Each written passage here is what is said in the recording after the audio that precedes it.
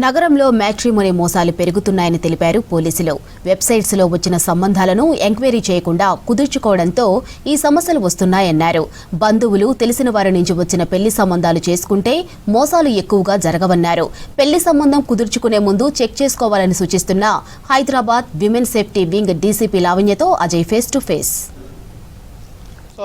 Emotional బ్లాక్మెయిల్కి పాల్పడుతున్న అబ్బాయిల పట్ల అమ్మాయిలు అప్రమత్తంగా ఉండాలని సూచిస్తున్నారు ఉమెన్ సేఫ్టీ వింగ్ అధికారులు. ఇలాంటి కేసులు ఫిర్యాదులు కూడా వస్తున్న క్రమంలో అసలు ఇలాంటి విషయంలో ఎలాంటి జాగ్రత్తలు తీసుకుంటే మంచిది అనేది మాట్లాడేందుకు మనతో పాటు women safety wing Hyderabad DCP Lavanya ఉన్నారు. మేము చెప్పండి, మెయిన్గా ప్రేమ వివాహం చేసుకుంటే కొంతవరకు ఇబ్బందులు ఉంటాయి అనేది అందరూ అనుకుంటారు. కానీ పెద్దలు కుదిర్చిన పెళ్లి చూపులు నిశ్చితార్థం తర్వాత కూడా బ్లాక్మెయిల్కి పాల్పడుతున్నారు అబ్బాయిలు అనే ఫిర్యాదులు వస్తున్నాయి. సో మెయిన్గా ఎలాంటి ఫిర్యాదులు మనకు ఎక్కువగా వస్తున్నాయి?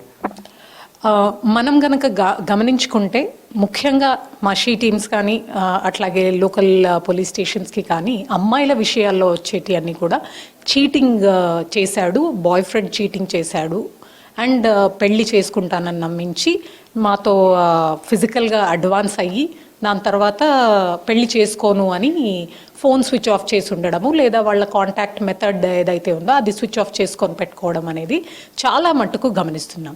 కానీ రీసెంట్గా కొన్ని కేసెస్ మేము గమనించింది ఏంటంటే, తల్లిదండ్రులు కలిసి ఆ వివాహాన్ని నిశ్చయించిన తర్వాత ఎప్పుడైతే నిశ్చితార్థం అనే తంతు జరుగుతుందో దాని తర్వాత వాళ్ళు అమ్మాయిని అబ్బాయి మభ్యపెట్టి అట్లాగే నమ్మించి, ఇంకా ఎలాగో మనం పెద్దలు నిర్ణయించిన వివాహమే కాబట్టి నేను కంటిన్యూ అవుతాను నీతో రిలేషన్షిప్లో అని చెప్పి ఆ అమ్మాయికి ఇష్టం ఉన్నా లేకపోయినా అది పట్టించుకోకుండా ఆమెతోటి ఫిజికల్ రిలేషన్షిప్ మెయింటైన్ చేసి దాని తర్వాత అప్పుడు కథ అనేది మొదలవుతుంది. ఆ రోజు నుండి ఆ అమ్మాయిని నీ ఫోటోలున్నాయి, నీ వీడియోలున్నాయి, నేనేం చేసినా ఇప్పుడు ఎవరేం చేయలేరు కాబట్టి మీ నాన్న వాళ్ళని డబ్బులు ఎక్కువ ఇవ్వమని చెప్పు, లేదా నువ్వు ఎక్కడి నుండైనా సరే ఇంత డబ్బు అరేంజ్ చేయు అని చెప్పి ప్రెషరైజ్ చేయడం అనేది జరుగుతుంది. సో ఈ ట్రెండ్ అనేది చాలా షాకింగ్గా, అలార్మింగ్గా మనకు అనిపిస్తుంది. ముఖ్యంగా ఎందుకు అంటే టిల్ డేట్ ప్రేమ వివాహాలలోనే చీటింగ్, ప్రేమకు సంబంధించిన కేసుల్లోనే చీటింగ్ అనేది జరుగుతుంది అనేది మనం గమనించాం. కానీ ఇక్కడ సంప్రదాయబద్ధంగా పెళ్లి చూపులు అరేంజ్ చేసి సంప్రదాయబద్ధంగా నిశ్చితార్థం అనేది జరిగిన తర్వాత ఆ అమ్మాయి కంప్లీట్గా 100% నమ్మేటట్టు చేసి ఇలా చేయడము అనేది గమనిస్తున్నాము. అయితే వాళ్ళ యొక్క ముఖ్యమైన ఉద్దేశము యూజువల్లీ మానిటరీ ఉంటుంది. ఆ మానిటరీ రీజన్స్ తోటే వాళ్ళు ఇబ్బంది పెట్టడం అనేది జరుగుతుంది. నేటి సిటీ లైఫ్లో మ్యాట్రిమోనియల్ సంస్థలది చాలా పెద్ద రోల్ ఉంది. యూజువలీ సంబంధాలు పాతకాలంలో మనం గమనించుకుంటే చుట్టాల ద్వారా, బంధువుల ద్వారా, లేదా ఫ్రెండ్స్ ద్వారా మనకి ఆ యొక్క కమ్యూనిటీలోనే ఆ యొక్క కమ్యూనిటీకి సంబంధించినటువంటి సెట్ అయ్యేటటువంటి సమబుజ్జిగా ఉన్నటువంటి సంబంధాలు అనేవి చూడడం అనేది జరిగేది. అందుకని ఆ కాలంలో ఇట్లాంటి మోసాలు అనేది మనం పెద్దగా చూడలేదు. కానీ ఇప్పుడు ఏమైపోయిందంటే మ్యాట్రిమోనియల్ సైట్ ఎవరు క్రియేట్ చేస్తున్నారో తెలీదు, డేటా అప్లోడ్ ఎవరు చేస్తున్నారో తెలీదు, డేటాని యూజ్ చేస్తున్నది ఎవరో తెలీదు, ఎవరికి కూడా ఒక నమ్మశక్యంగా బిలీవబుల్ సిచ్యువేషన్స్ ఏవి కూడా ఉండట్లేదు.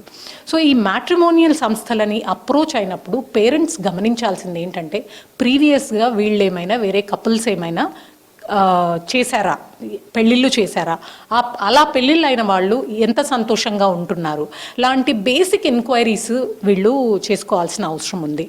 అట్లాగే చుట్టాలు, బంధువులు అయితే చెడు సంబంధం తీసుకురాకుండా ఉంటారు.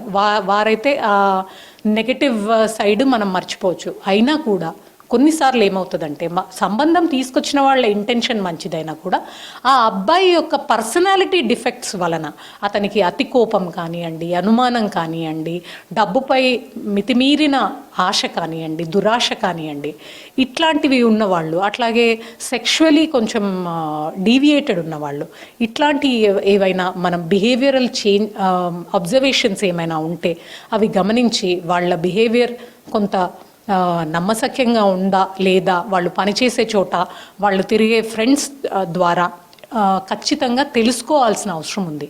పెళ్ళికి ముందే ఇలాంటి వాకబు గనక మనం చేస్తే, ఒక 360 చెక్ లాగా పేరెంట్స్ అట్లాగే బంధువులు చేస్తే ఖచ్చితంగా ఇట్లాంటి వాటి నుండి దూరంగా ఉండే అవకాశం, అట్లాగే బయటపడే అవకాశం కూడా మెరుగ్గా ఉంటుంది. ఫైనల్గా చెప్పండి, ఒకవేళ మోసపోయిన తర్వాత కూడా బాధిత యువతి కావచ్చు, లేకపోతే వాళ్ళ కుటుంబ సభ్యులు అంటే పోలీసులను ఆశ్రయిస్తే మా ప్రిస్టేజ్ దెబ్బతింటుంది, లేకపోతే మా పరువు పోతుంది అనే భావనలో ఉంటారు. సో వాళ్ళకి సంబంధించిన డీటెయిల్స్ అంటే గోప్యంగా ఉంచడం కావచ్చు, మీరు ఇన్వెస్టిగేట్ చేసే టైంలో ఎలాంటి భరోసా మీరు విమెన్ సేఫ్టీ వింగ్ నుండి ప్రజలకు ఇస్తారు?